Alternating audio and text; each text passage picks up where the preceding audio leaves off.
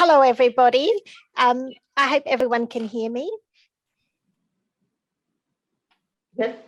Oh, wonderful. My name's Dr. Sarah Moulds. I'm joining you from Kaurna country in South Australia, in Adelaide, from the University of South Australia. And I pay my respects to the Kaurna people, past, present and emerging.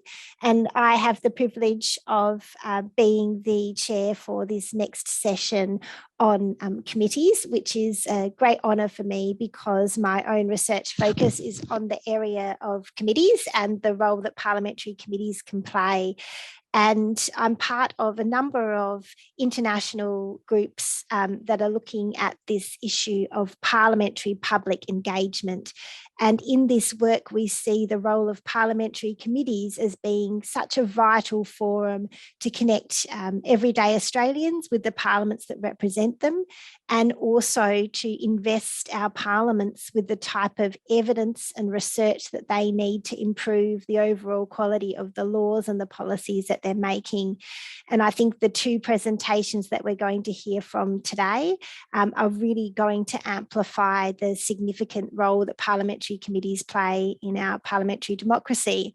And just before I introduce our wonderful panellists or speakers, I'd like to put in a plug for the Australasian Parliamentary Review. I'm the incoming editor for that review, another great privilege to be in that position following in the really significant footsteps of Professor Rodney Smith, who was the outgoing editor. And I'd like to warmly encourage everyone who has presented today to consider publishing their presentations as an article in the review, as well as people who might be listening and thinking they've got a reaction to some of the great presentations they've heard today. The review is really designed to be a source of information and provocation for all of you. So there is no barrier for you putting up your idea for us to help you work it into something that can be published. And that can include people that are really experienced at publishing their work, academics and senior clerks, for example, but also more junior parliamentary staff members and other commentators in this space. We welcome your contributions to the review. And we're about to publish a jam-packed stellar winter edition in June that will come out that's going to have contributions from a number of the speakers you've heard from today.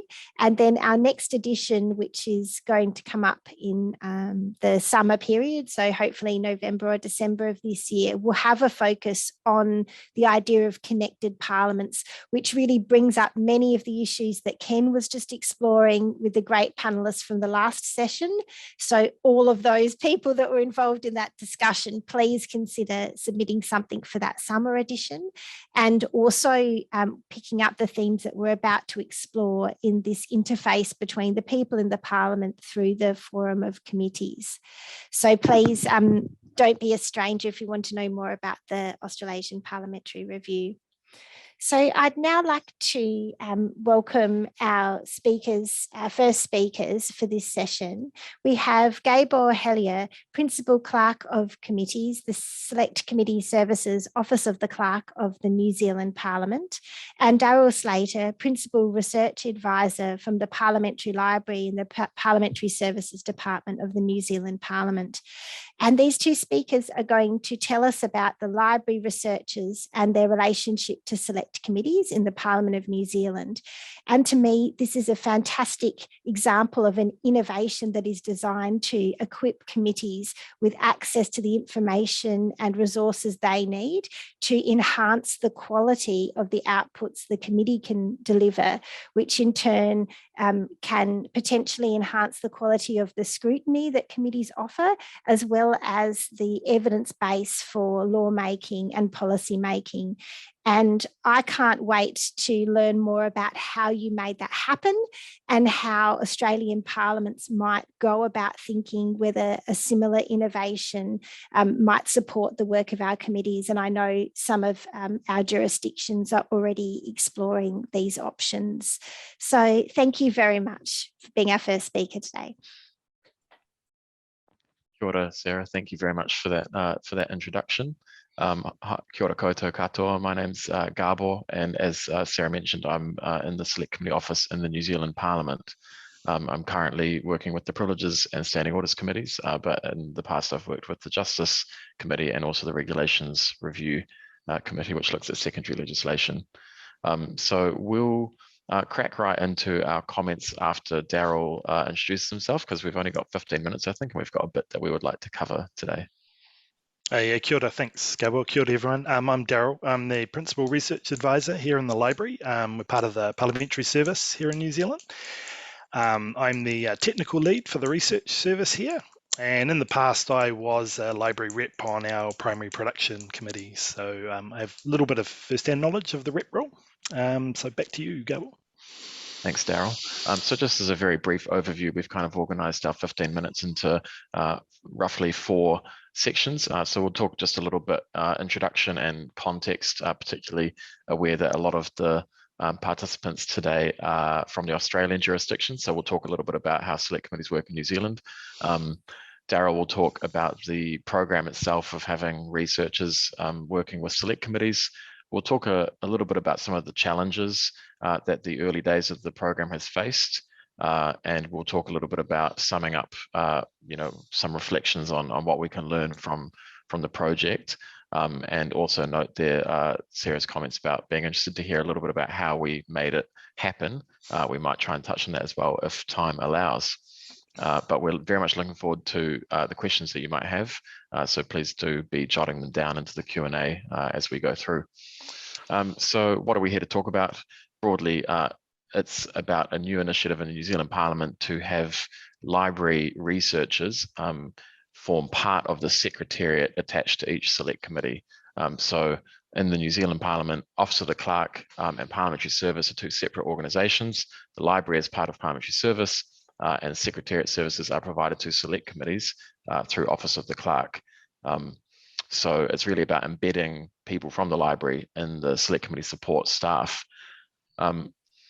When I was reflecting on what the sort of the big picture context is here, I think it's relevant to mention that select committees are inherently information seeking bodies.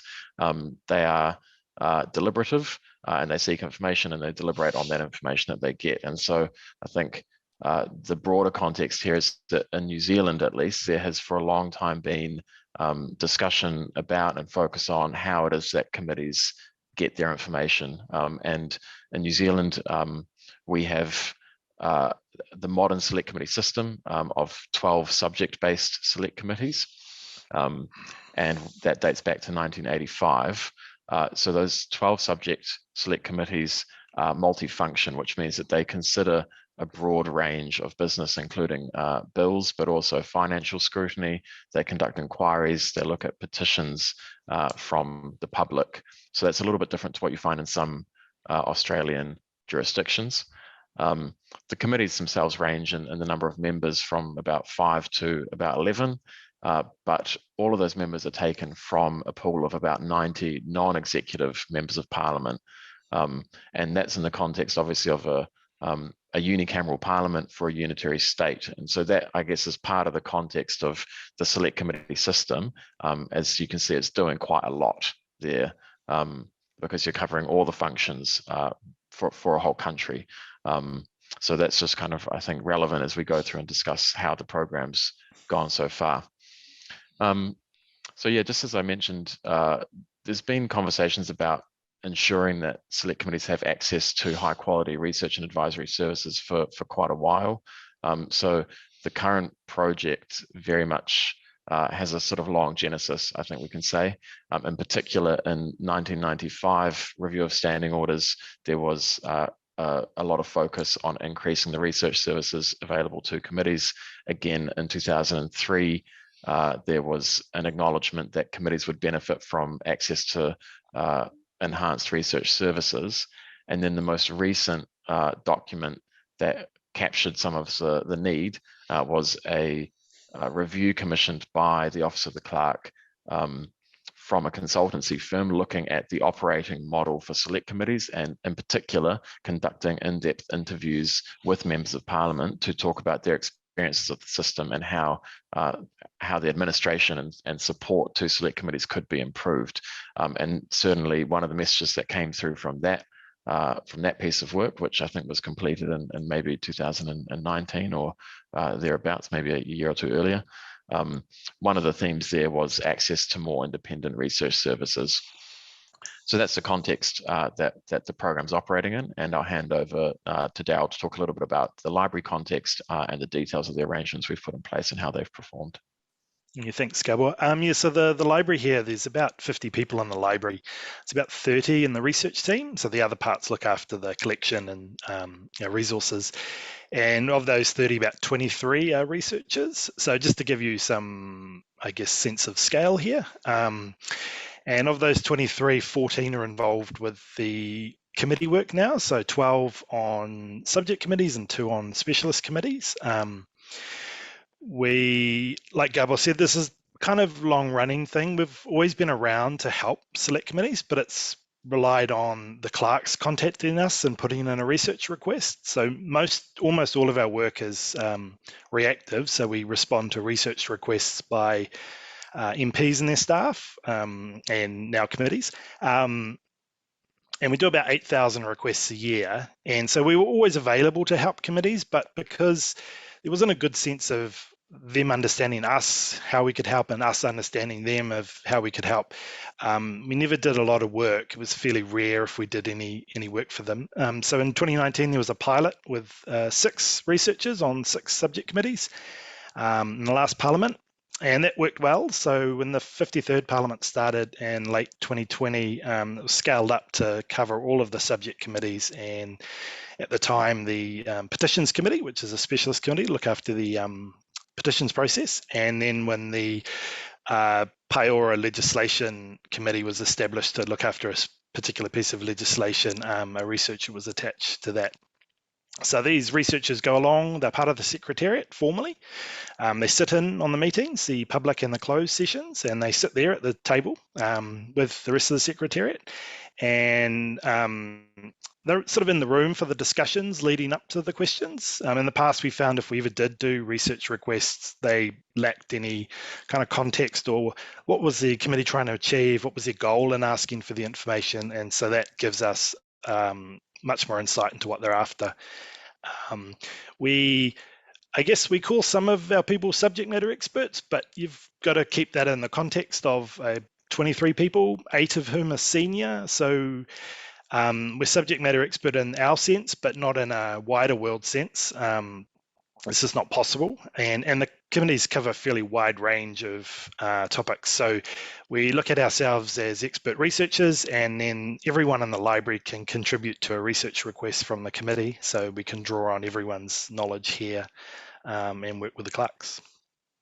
Results so far, we did about 95 reports for the 14 committees last year. It's fairly mixed, to be fair, across the different committees. Some of it's to do with the type of work they're doing.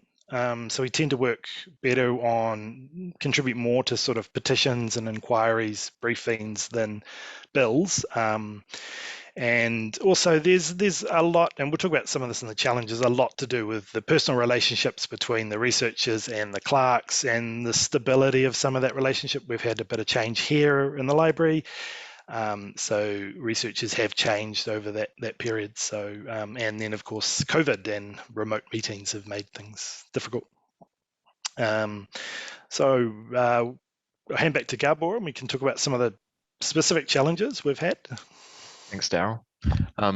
Yeah, so I think overall, I would say that the program's worked really well. And I think, if there was a one-line conclusion for me, it would be that the program certainly has increased committees' access to independent research services. And that's the brief, that's the goal that we're aiming for. So I think it's been a success in the first full calendar year that it's been in operation.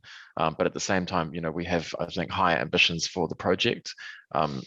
And we'd like to see the volume increase, particularly some of the committees are requesting a lot more information than others. So we're still looking at how to improve the program. So we thought it'd be interesting to talk about some of the barriers or challenges that we've identified in the early days. So the first one really is just established ways of working. It's interesting that even where committee members have identified that they would like access to something new and different, there's still an aspect of culture change that has to come with adoption of those services. And obviously the inertia from how committees generally are used to working is definitely part of what we have to overcome in order for that to become embedded with members. So members are very used to seeking advice from departmental officials on certain items of business. And so getting them used to having the library there as an option is definitely something that we're working on.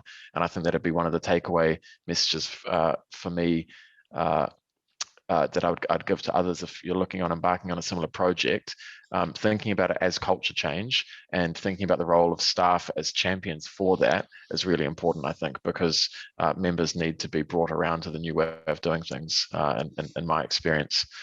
The nature of the committee business sometimes I think can be a bit of a challenge as well, in the sense that, as I mentioned, committees are doing an awful lot of work across a wide range of different topics. And to be honest, a lot of that work is not super in-depth. So obviously on legislation, committees' scrutiny work is very detailed. But I think what we tend to find is that they don't do the kind of really in-depth inquiry work that we would like to see them doing sometimes. Obviously, there are in-depth inquiries happening, but in terms of what the library research work is utilised for, I think that the way that committees work has sometimes worked against what the research service could be used for. But that's just a broader contextual factor, and I think that's something that we can definitely work with as we go forward. Daryl mentioned quite an important one, which is relationship building in the time of COVID. I think we have really noticed that it's more challenging to build relationships between new members of the Secretariat team and members of Parliament over Zoom, basically. Last year, we still had a lot of in-person meetings in the first half of the year. And I think that what we saw was new researchers who came on board to the team when it was all fully remote. I think it was more difficult to build the relationships between the individual researcher and the committee members. I think that's not specific to the researchers. Obviously, it's just more difficult to build relationships, new relationships with members over Zoom. And as Daryl mentioned there as well, another thing that we've seen is that where a committee has established a relationship with a particular researcher and that researcher's then moved on, when the new researchers come in, you do kind of have to start again building that relationship up, because committees do develop relationships with particular library researchers. So that's something else that has at times affected the number of requests that we've seen coming through. And I'll hand over to Daryl to talk about a couple of the other challenges that we've seen. Yeah, well, I guess one of the big ones for us has been the I guess having so many of our researchers tied up with. So they sit in on the committee meetings, which tend to meet during sitting weeks, which tends to be the busy period for our other work. And so we have the committees meet on Wednesdays and Thursdays. And so each day we have sort of, about 7 people, tended to be often our more senior people tied up in a committee meeting. So it just creates, I guess, a challenge with how to allocate requests that come in from our other work. We had a bit of a restructure last year, and so we've got some new roles in place to address some of these issues, and we thought about some of that capacity issue then. So I guess it's a challenge and we're working with it, but we are keen to promote the service and have the committees use us more. I mean, fundamentally, that's why there's a research service here, is to help Parliament be well informed, and so that's what we all see as our purpose. So we're keen to push through some of those challenges, which are just a bit, I guess, like Gabor was saying, sort of culture things of new ways of working for us, and I guess that subject matter expertise thing of just being clear with committees that our people aren't necessarily experts in the room, and that they're more likely to be expert researchers and to come away and find information, but also that we really only have access to publicly available information, or subscription service information. We don't have any special inroads to public officials or government departments. So we can put in official information requests, but they get treated in the same way that members of the public do, so they can be quite slow. And they, I guess, are our two key challenges for us, and that relationship stuff of trying to find where we fit and where we can best add value. A lot of the detail for this these roles have been left to the clerks and the researcher to work out, rather than a high level planning it all out, which is good because it allows it to be flexible, but it also just taking a bit of time to work through some of those, in-room details and how to insert ourselves in the process. Thanks, Daryl. Thank you so much, Gabor and Daryl. I think we're at time now, but I can't wait to continue this discussion. We've got a great question already. So after we've heard from our next speaker, we might be able to open up a discussion with both of you as well. And I've also got a question about your excellent work. I think whenever we discuss this issue of committees and their outputs and their work processes, to me, it always brings to mind these fundamental questions of, who is the client and who is the audience? And with a dynamic democratic institution like a parliamentary committee, this goes to the heart of some of the practicalities that you explored. And I think it also is going to be something that Matthew might talk about in it from a different perspective in his presentation. So thank you so much. I'm really grateful and looking forward to facilitating some questions for both of you in a moment. And now I'd like to introduce Matthew Newington, Executive Officer from the Pandemic Declaration and Oversight Committee in the Victorian Parliament, to talk to us about his experiences supporting this new committee that has some features in common and some distinctions with a range of other oversight committees that have been established by parliaments in Australia and New Zealand, but also in other Westminster countries and many parliaments actually, establishing democratic oversight of the type of emergency lawmaking that we've seen in response to the pandemic. And there have been some really interesting early studies of the work of these types of committees and the extent to which they have been able to provide that democratic oversight. And so it's a great pleasure to introduce Matthew to talk about the Victorian experience. Thank you, Matthew. Thanks, Sarah. I hope everyone can hear me there. Just bear with me while I bring up, just got a presentation here that I will share with everyone. So I hope you can all see that. So I'm the Executive Officer of the Pandemic Declaration, Accountability and Oversight Committee, which is a bit of a mouthful, so I might call it just the Pandemic Committee from now on in. So I'm the manager of the committee and responsible for the strategic direction as well. So I was just going to take everyone through today's sort of an overview of what the committee does and a bit of the background that came in developing the committee, because this was only established quite recently, this committee.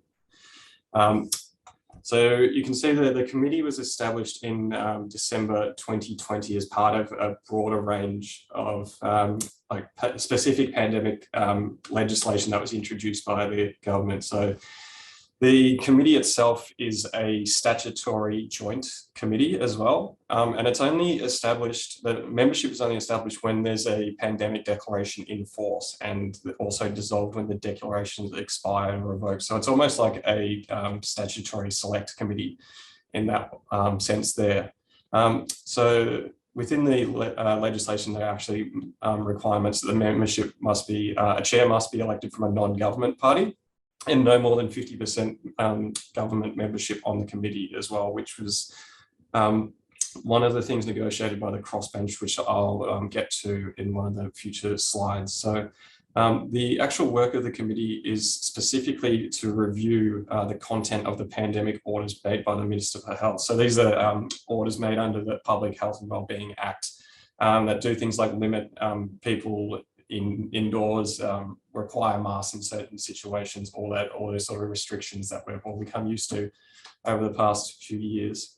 What the committee can review in the orders is actually quite specific there. So whether or not it's outside the scope of the Act itself, whether it has any sort of retrospective effect, imposing sort of taxes or fees on the public, which is outside the actual Public Health and Wellbeing Act has a general sort of penalty, I guess, for breaching the orders, but the orders themselves can't impose the fee or penalty on people. Whether or not it shifts legal burden or proof to the accused and provides for subdelegation of powers under the Act. The final point there is probably the most important one that the committee's been looking at is the compatibility with the human rights of the Victorian Charter of Human Rights and Responsibilities Act. The committee itself can recommend suspension of the of orders or parts of the orders in there, but it has to be done by the minister through the governor in council. And if that doesn't occur, the committee can also move a disallowance by reporting that to the Parliament, but that must be done with a joint sitting with an absolute majority of the Parliament. So just a bit of a background of the government's pandemic response there. All of the before the ministerial orders came in, all of the restrictions were made under directions by the Chief Health Officer, so under the emergency powers of the Public Health and Wellbeing Act. So that was the state of emergency powers that were invoked. It was initially for 4 weeks, extended in 4-week blocks for a maximum of 6 months. So that was extended through some further temporary COVID legislation through Omnibus Acts and also the State of Emergency Extension Act there. So the total time for the COVID state of emergency was actually extended for 21 months in total. So a lot further than what was intended under the Act initially, under those 6 months.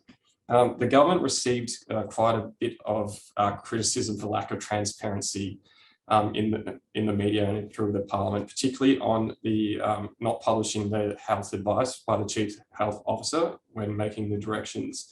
And there was also no mechanism for Parliamentary to directly review the directions because they weren't legislative instruments under the Act. It's not like the Parliament here, it has the ability to call in regulations or other subordinate legislation like planning schemes and disallow or revoke them within the Parliament. But the Chief Health Officer directions kind of fell through the gaps because it wasn't something intended under legislation to be reviewed by Parliament.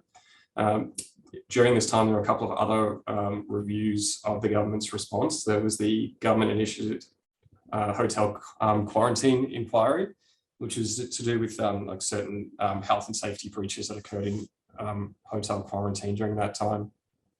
And there was also an inquiry initiated by the Ombudsman into the public housing tower lockdowns, which were very specifically targeted at certain public housing towers. So during this time, there actually was quite a bit of parliamentary oversight, including committee inquiries into the government's response. So the committee inquiries that were completed were an inquiry into the government's COVID-19 contact tracing system, which was done by the Legislative Council Legal and Social Issues Committee.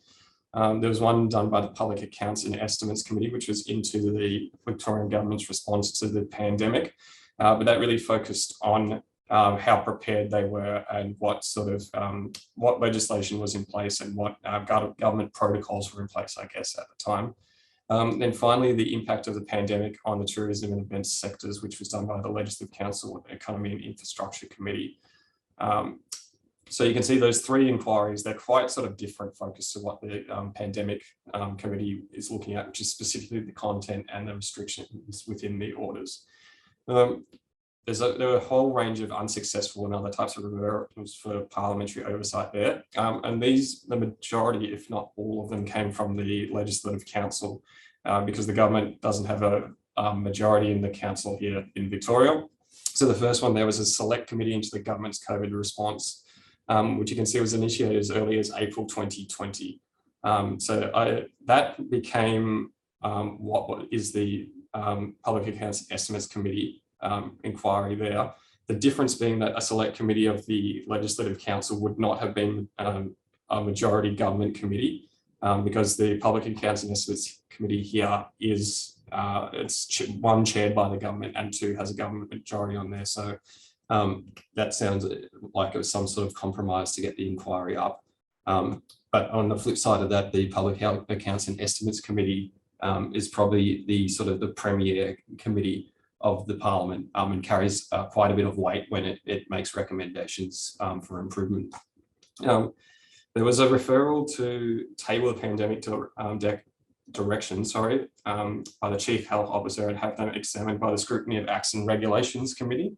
So that was trying to create a mechanism for the Parliament to actually review those directions that it didn't have an ability to call in. That failed as well. There was the State of Emergency Extension Bill was tried unsuccessfully to be referred to one of the upper house committees as well. And a few other motions there. So there's one for a ministerial inquiry, one to reopen the Public Accounts and Estimates inquiry in the second sort of lot of lockdowns in 2021, and various other sort of production of documents and general business motions there. So the pandemic legislation itself was introduced because the government did some work with some of the crossbench, because it was quite clear that it was losing support to keep extending the state of emergency powers because it already had up to those 21 months and had given somewhat of an assurance that it wouldn't extend it any further. So this legislation itself, this is a very small snapshot of what happened. It was one of those bills that had everything on it and could be a subject of its own ASPG presentation. So this is just a very small snapshot of what happened with this bill. So the key, I guess, from the legislation was replacing the state of emergency with a pandemic declaration, and the Chief Health Officer directions replaced with ministerial orders. So taking the power from the executive and giving it to the minister. There. It also had the requirement for the orders to be tabled, and initially the legislation had oversight of the orders by the Scrutiny of Acts and Regulations Committee, which was interesting. And I think the reason that the crossbenchers negotiated a dedicated oversight committee there was on the proviso that this committee would be much more active in the oversight that it provided to the orders, as the Scrutiny of Action Regulations Committee here in Victoria is it plays quite a passive role in its scrutiny of bills and other legislative instruments. And most, if not all, of the committee's work is done within private committee meetings, whereas this committee, as I'll get to some of the current work, is quite sort of open and public-facing committee. The legislation also introduced this independent pandemic management advisory committee, which provides advice to the minister on the orders during the sort of the preparation process. So after all the amendments were agreed to, this legislation came into effect in mid-December 2021. So we swapped into the new framework then. So the committee's work so far since then has been targeted reviews on some of the specific orders. So the first one was the hospital and care facilities orders, which the main issue there was there were restrictions on visitors entering hospitals. So for a long time, most hospital patients weren't allowed any ordinary visitors unless they fell into a very specific exemption category, or if it was for end of life care, those sort of things. The next set was the quarantine, isolation and testing orders, and particularly the change from the requirement to go from getting a PCR result to a RAT test, and the requirement to only isolate for 7 days rather than 14 days. There were also some data handling concerns in there, and the committee does have some upcoming other orders that it is intending to review. It just hasn't been made public at this stage. Some of the work the committee has done is seeking response from the Minister on human rights issues that identified. So that's probably the key sort of work of the committee, is looking at those human rights impacts and writing to the Minister, seeking a formal response that can be tabled in a report later on. The committee's main focus has been on public hearings. So it hasn't called for any public submissions as of yet.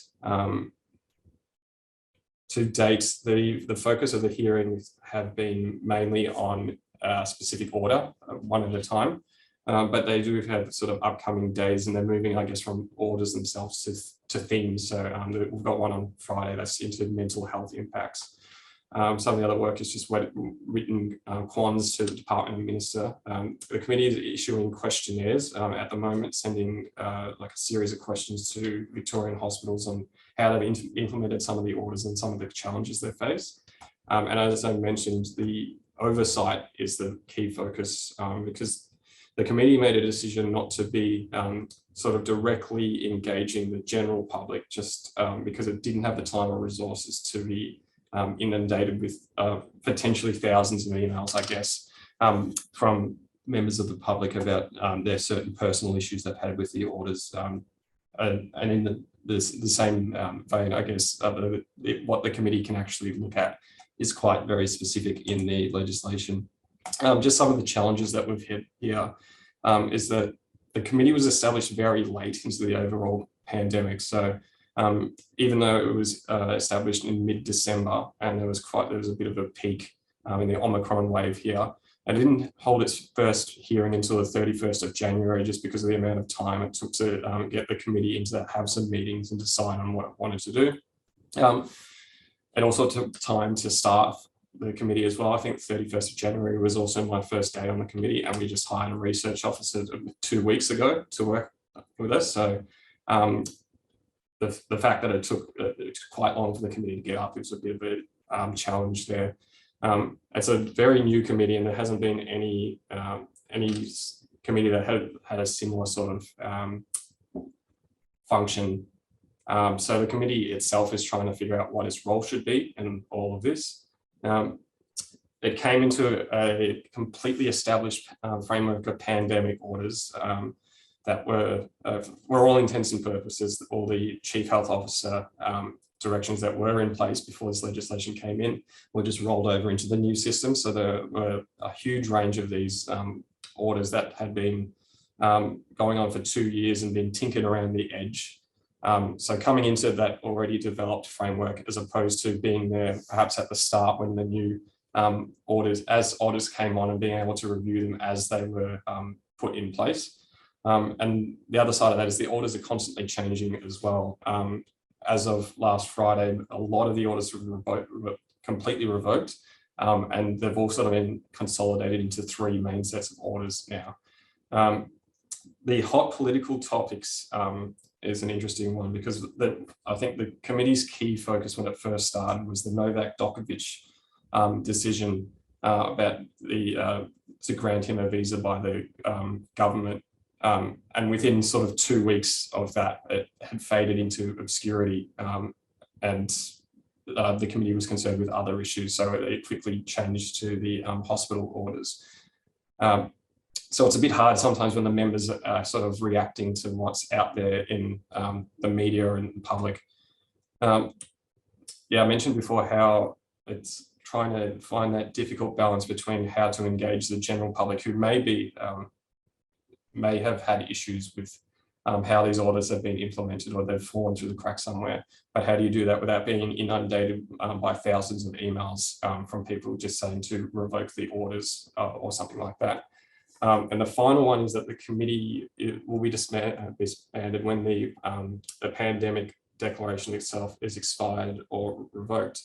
And the Premier actually made a comment in the media the other day that he was hopeful that the declaration will not be extended when it expires in July. It's 12th of July this year. So how the committee manages that when it still has a work program, how us as the Secretariat can plan for contingencies in case that is going to happen. And it's something we'd probably likely hear only a couple of days out.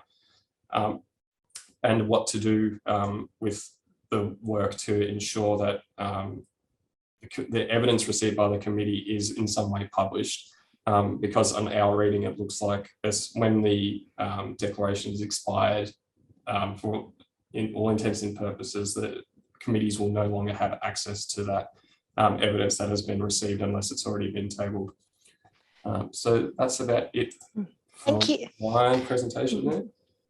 Thank you so much, Matthew. That was a fantastic presentation. And I'm sure every jurisdiction has been grappling with some of the same issues, but you were able to bring out some really unique aspects of the Victorian experience. And it brings to mind what I've previously explored myself as Australia's ad hoc approach to post-legislative scrutiny, which is something that's far more formalised in other Westminster parliaments, including in the UK, for example. And that distinction between looking at something that's already been enacted in an oversight role compared to gathering reactions and evidence around options for potential legislation is an important distinction. And as I said, one that's formalised in different ways in different jurisdictions. And I know, for example, in New Zealand, they had their pandemic committee that was established and then ended way before the pandemic ended. So the opposite end of the experience, perhaps, to Victoria. And I'm sure we've got questions that we can explore together. So we're in the happy situation of having quite a few questions in the chat, which is fantastic. So maybe I'll pass over to Gabor and Daryl. I hope they're able to speak. You can see a range of questions there. There seem to be around this theme of some of the idea of how do you manage this relationships between personnel that are used to working in the library, personnel that are used to working in the committees, and does this come off a base of experience perhaps with New Zealand parliamentary committees about engaging experts along the way? And to me, this is just, these questions represent that powerful tension for me as well, which is, you know, who's leading, who's briefing the researchers? Is it the committee chair? Is it the committee secretariat? Who's this work for? Is it for Parliament as an institution? Is it for the public? Or is it for the members of the committee? And I think that's been picked up a little bit by the question. So I'd love to hear responses. Thank you. Daryl, if you're happy, I'll start just with some of the questions there about the relationship, I guess, to the existing committee staff. Yep. So one of the questions was whether or not we've seen overlap between the role of the researcher and the existing committee staff, and whether it's another question there about whether it changes the structure of the committee secretariat. And I think the broad answer to both of those questions is no, because research services is not in and of itself a service that was already provided by the committee secretariat. So it is really a new function that's being added to the team. Obviously, in the report writing function, committee staff have a research role, but they don't. We haven't in recent history played a role where committee have said, well, we'd love to know more about this topic. Could you do, a research paper on this for us? So we've provided aid memoirs and various shorter briefing papers, but not really a dedicated research service. So it's a new function.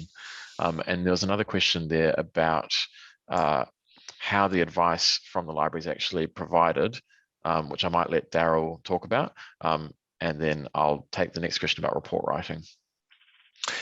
So the advice is written advice. We prepare a written report. It's written for the committee members. So it's aimed at them as a group. In reality, we work with the clerk often to clarify sometimes what exactly was asked for or things, but it's for them. It is confidential until it's made public. So most committee materials made public at the end, so our reports are at the end, which is a little bit new for us because most of our material we send to MPs is confidential to the MP and is never made public, isn't subject to OAA or anything. So not that it changes a lot, it just changes sometimes if we're providing copyrighted material or things like that. We have to think it through that if it becomes public, we need to be aware of that. Sometimes we are asked to come and present the report to the committee on occasion. It's not that common. It's up to the committee if they want that. That's just the researcher goes in. The researcher who wrote the report, who's not necessarily the rep on the committee, goes in and talks it through. I think someone mentioned, do we help prepare any reports, committee reports? No, not necessarily. The library has helped clerks with some of the annual review reports, but that's kind of not necessarily part of this role. It's something else we do to help out when they're a busy time. I think that was most of the ones. Yeah, just adding to that about the report writing, I think that is one area where I can see room for development in the future, because high quality report writing service does often involve an element of research. So in my experience when I was working with the Justice Committee, we certainly drew on the services of the library researcher to assist with drafting the reports, not so much in actually the drafting, but in providing research assistance to the report writer to make sure that everything was covered in the correct level of detail and explained really thoroughly. But just picking up, Sarah, on your point about who is the service for and how do we think about that, it is really for the committee as a whole. So the committee is leading. That is, I wouldn't describe it as a limitation, but it's certainly in New Zealand, clerks are fiercely impartial. It's our key organisational value, and we are very careful about how we promote the service, right? Because any suggestion that the committee would benefit from inquiring further down a particular line needs to be put through that lens of whether or not that is going to be seen as impartial by all members of the committee, which in a multi-party environment, you do have to think through that. So the committee, the research services really are for the committee. But one of the other interesting things to note, as Daryl's mentioned, is that members can access the same research service individually as a member of Parliament. And I think that's an interesting challenge for us to work through as well, because sometimes I think members might be tempted to think, oh, I'll just ask the library about that later, because that might be better suited to what they're hoping to achieve. So that's something interesting as well.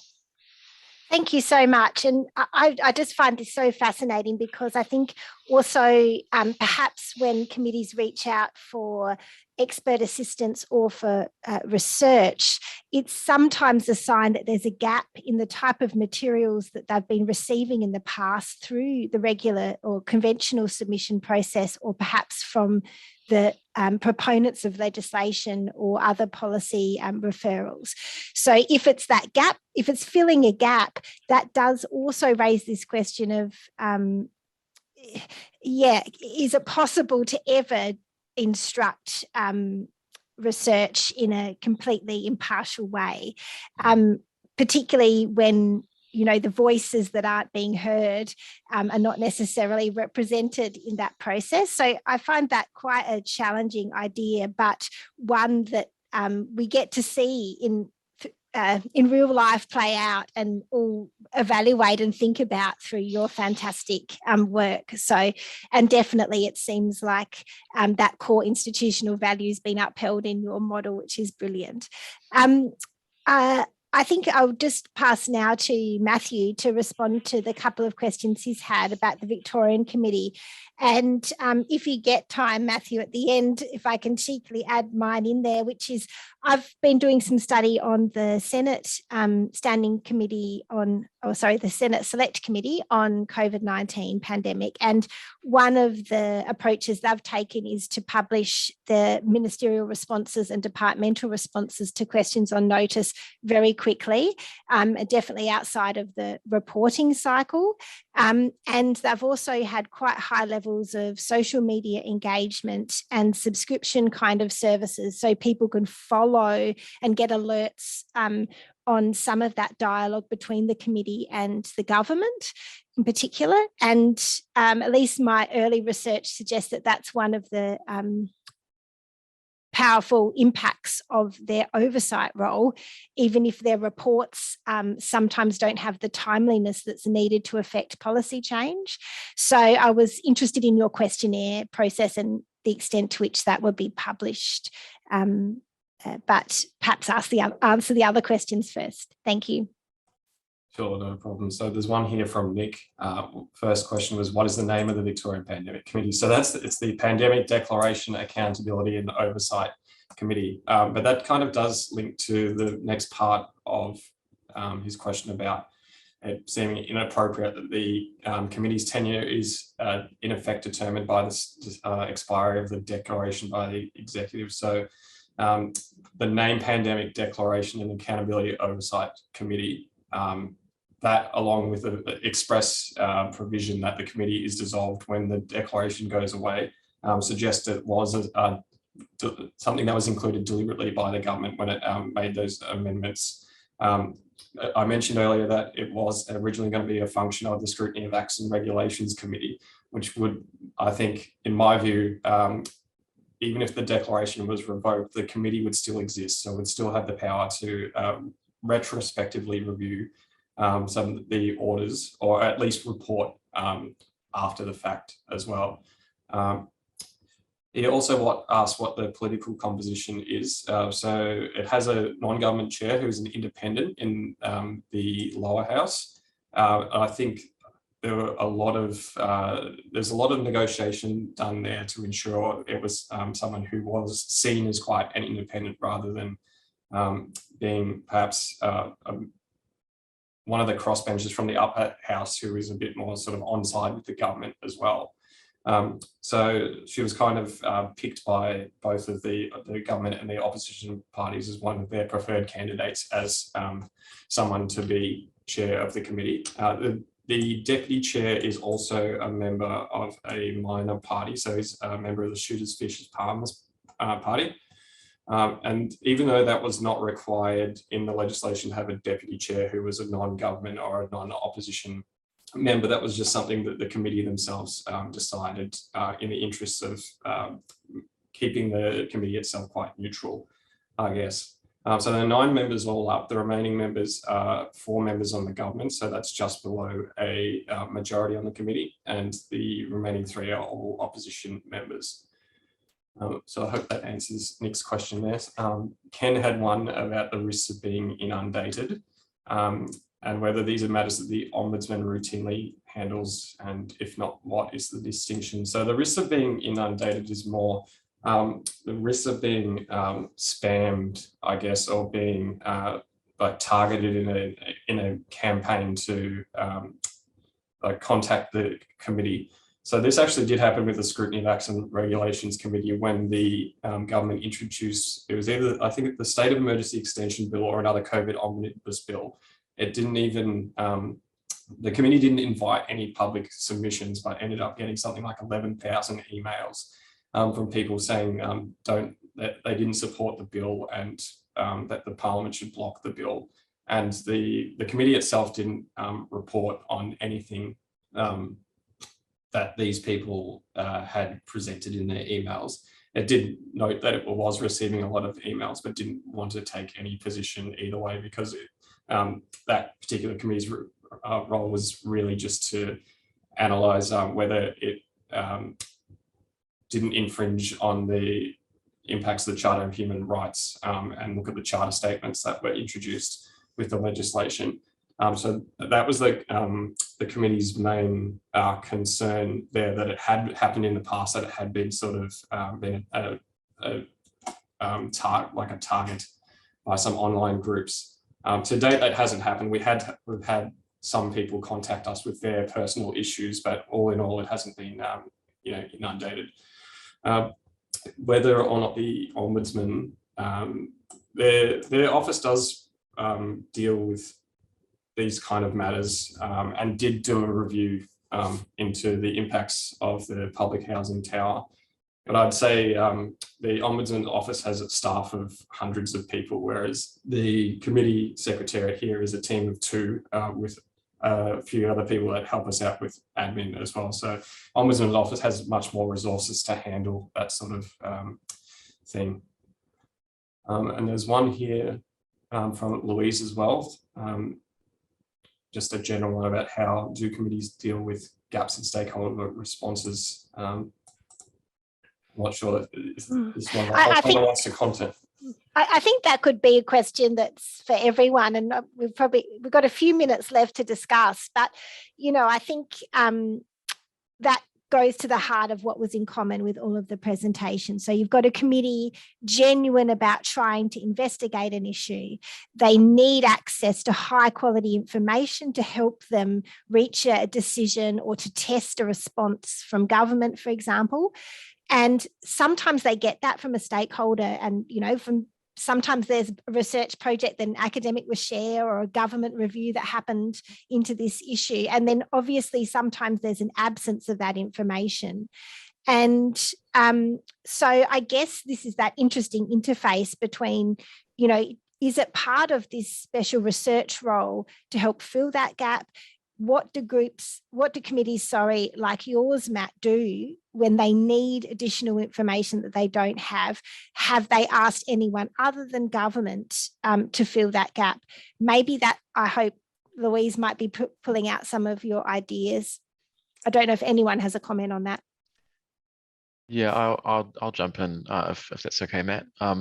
Just in the New Zealand context, I guess to be honest, I'm not entirely sure it's a big problem in New Zealand. Committees tend to have the opposite problem, as Matt's alluded to, of being oversubscribed with input. But at the same time, I think the usual way in New Zealand that we would deal with that is the committee would simply identify who it really does want to hear from, and it would specifically invite them to make submissions on those points if time was available to do so. But I will just also give a little plug for another piece of work that's been going on in the New Zealand space that colleagues might be interested in, which is something that was called alternative engagement practices. So this is something that you can find some information on in the Standing Orders Committee's 2020 report. It was quite high level, talking about the principles of alternative engagement, but the way it relates, I think, to the present discussion is it was really looking at this broader question of, do committees get the information that they need, particularly from the public through the evidential process? Are they hearing from the right voices and the right people? And I guess really trying to get committees and members to think more proactively earlier in the process about who they want to hear from, and trying to think outside the box about the processes that are used. And certainly my own view is that this is going to be an ongoing challenge for parliaments in the 21st century.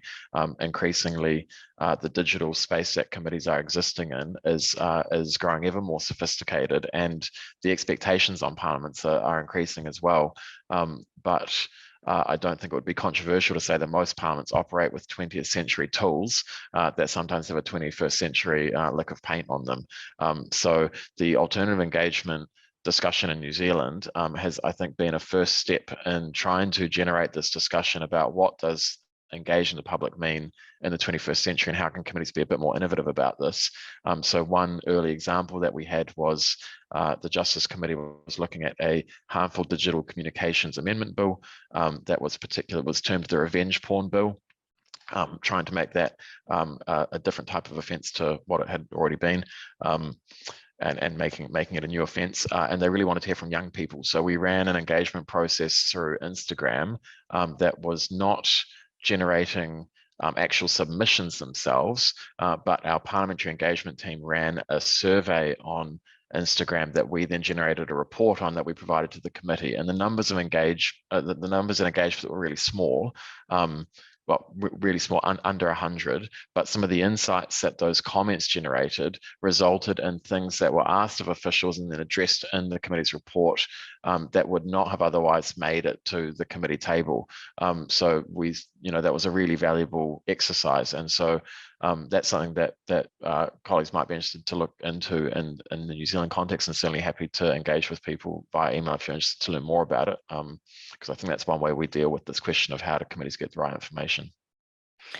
Thanks, Gabor. And I know that we're about to have our wrap-up session, but I'll just check in with Matt. Do you have a very quick comment you'd like to make, Matt, about any of that discussion? Yeah, we've had a few different things that the committees over here have tried, and it's part of the whole idea that the committee should be sort of just more actively seeking input from a wider range of stakeholders, rather than just doing the standard thing where you just put the terms of reference up and invite the same old people to hearings all the time. So a recent example was during the inquiry into the commercial passenger vehicle legislation. So they were trying to target a lot of taxi drivers who are usually older people. They come from migrant backgrounds and don't typically use a lot of technology. So just simple things like putting out ads on multicultural radio stations in different languages, doing media release and pamphlets in sort of, in a range of different languages as well.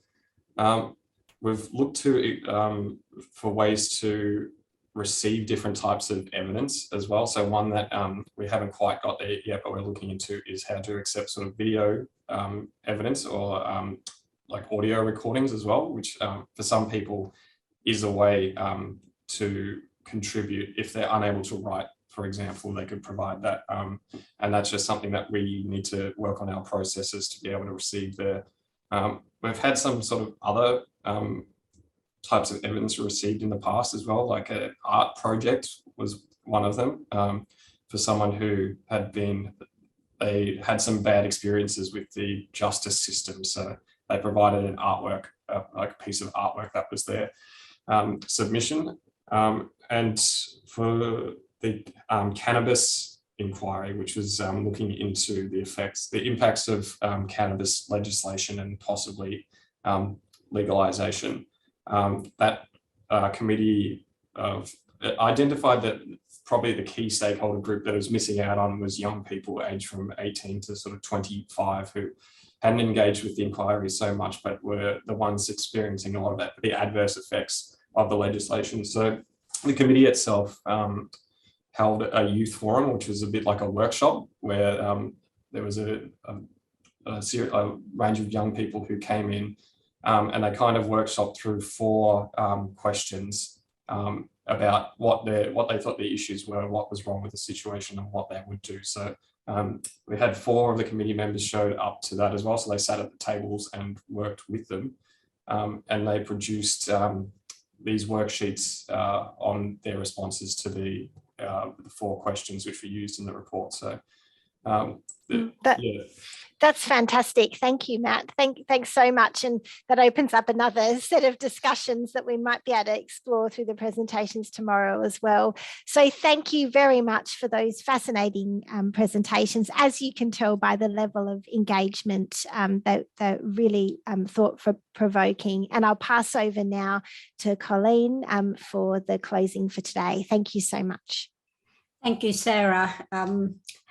Well, what a most interesting day. I've certainly learned a lot, and I'm sure everybody else has. Really was such fabulous issues that have been raised, and I can think of about 4 titles for different conferences already. Look, we started off with Dr. Margaret Simon's excellent keynote address, and as I said in the introduction, she is probably one of the most respected journalists in Australia and beyond today. I suppose the thing I took out of Margaret's is that we really all need to be very much aware of what is happening in terms of the media, where we get our information from, and how it may be being manipulated, but also, most importantly, the stresses on journalists today. Once upon a time, they'd phone me and tell me they had a deadline at 4 o'clock. Now you get a phone call at 8 and say, I've got to have it up by 20 past. It makes you wonder about fact checking. And I think Margaret brought all that to us. Dr. Vaughan Coops gave a very clear explanation of the COVID-related issues that the Victorian Parliament faces and how it deals with so many of the issues virtually at the one time, in which they seem to change so often too. So I can imagine working for the Parliament would have been challenging, to say the least. I found it particularly informative because being an academic, you don't often get that perspective of what actually happens in practice. Academics can write about what should happen, but not necessarily be aware of the challenges that surround making that happen. And I think Vaughan's presentation made that very clear. We've then heard from Adjunct Professor Ken Coghill, and it was the most interesting presentation, again raising issues in relation to COVID and how various parliaments are trying to deal with it. In Ken's paper, of course, it was across the world, or many countries across the world, I exaggerate. But I do think it'll be most interesting to read the final report, and in particular something that Ken referred to, which was a comparative analysis. I think that is something that we will all look forward to hearing more about. We then went across to our cousins, our cousins of which we are very fond of in New Zealand. And Gabor and Daryl gave insights into how committees need to change, I think is one way to wrap it up. It just seemed that, to me, after listening to both of them speak so convincingly, to use a non-academic term, it just seems like a no-brainer that committees need more resources and more skills in the area of research.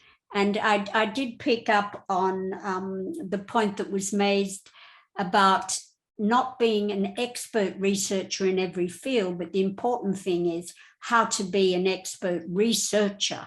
And that's absolutely key. So I wish them luck with it, because I think their biggest issue is going to be that cultural change that is needed within parliaments and amongst members of parliaments to actually, as was said, I think by Daryl, that you need actually to move along with 21st century answers. And we're still way back, and I'd suggest in some cases in the middle of the 20th century. So I do wish them luck with trying to bring about that change. And I'm sure every single member of the ASPG will be following very closely everything that they can in relation to that. We've finished the day with another really excellent account by Matthew of the difficulties that are faced during the pandemic, and in this one particular parliamentary committee in particular. One of the things that Matthew said was how to engage with the general public without being inundated made me immediately think of what Sarah had said earlier, which is who's the client and who is the audience. And I think that is an issue that needs to be addressed in view of the fact that emails allows 11,000 submissions, which hardly anybody could deal with, regardless of the amount of staff you had. So I just think there have to be other ways. It was excellent to hear that there are some changes in reaching out and engaging with younger people, because somebody made the comment that with parliamentary committees, we invite the same old people time and time again. Well, that's very true, because I must have been invited for one particular committee because of report and research I've done every single time they have an inquiry. And, you know, and so was another colleague. And this particular colleague wrote to the committee and said, look, I'm sorry, but this is just a cut and paste job for all that I've submitted to you in the last 10 years. And my submission said, I feel this is a futile attempt to get some change, because we have been making the same points for far too long. But that was just getting it from academics. And I think what committees are reaching out to, which is excellent, is not to just look at academics or so-called experts in the field, but let's get the views of all or as many as we can. And so I just think for the first day of the conference, I've got about 1,000,001 other things I could keep on going on about, but I won't. I just thank everybody for their attendance. In particular, I thank all the presenters for what were excellent presentations, and for those who chaired the sessions. And I look forward to seeing you all tomorrow at 11 o'clock It was great to see so many people attending. And yes, the only, I think, official function I have tomorrow, you'll be glad to hear, is to chair the AGM in the afternoon. But I'll certainly be here from 11 o'clock on. And thank you all once again.